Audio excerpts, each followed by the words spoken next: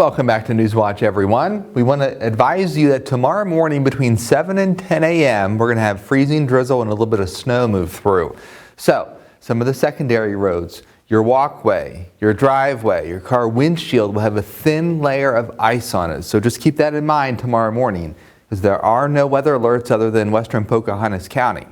Now, we're going to have trivial amounts of ice, but again, you don't have traction on any ice, whether we have a trace or 4 feet of ice. So here's where I expect there to be a couple of issues on secondary roads. We're talking Marlington, Raynell, just east of Oak Hill, just east of Beckley, just west of Hinton, and just west of Lewisburg, and the timing between 7 and 10 a.m. Hey, I got a chance to go out to Winter Place today and it was gorgeous. This is the Snow Tube Park and there was a couple of kids coming down the pike. And also the slopes are in excellent shape. Lots of packed powder. Now we're going to take that image and talk about the temperatures.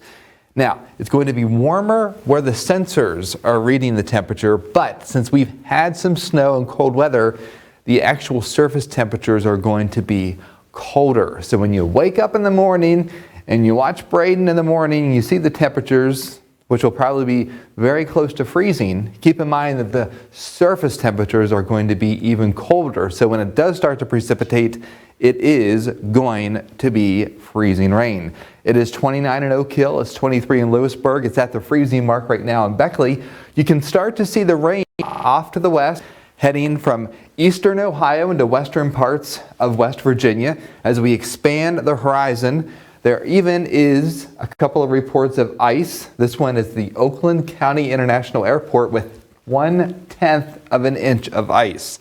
So that freezing drizzle is going to develop around 7 a.m. and your low temperature right around 29 degrees. Good news is we get past 10 o'clock, temperatures will be above freezing. The surface should also be above freezing, so cloudy skies in the afternoon. It's 18 in Fargo, 37 in Chicago. The heart of that cold air is moving east, so we're going to tap into a milder regime. Yes, a front's coming through, and temperatures tomorrow in the mid-30s, and then we spring forward for the next several days, and we are going to be on the warm side of things. So we get through Christmas Day without any bumps or bruises. That's good news, right?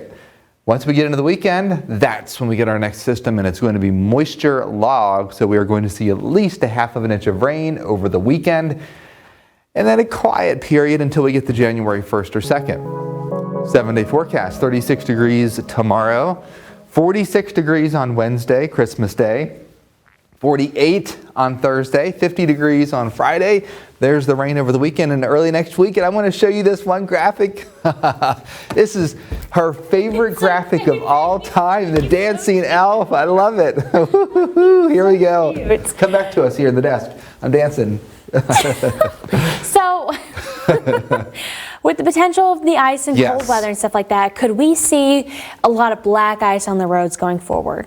On secondary roads, and like the Oak Hill Rail Trail, some of those surfaces that are not treated will be a little bit icy tomorrow, but it's going to be one of those events where you don't know it's icy until you walk outside. Because if you look out your curtain, you're not going to see the trees hung over with ice. Yeah. It's going to be very, very subtle. So anything that looks wet is probably ice, of that black ice potential.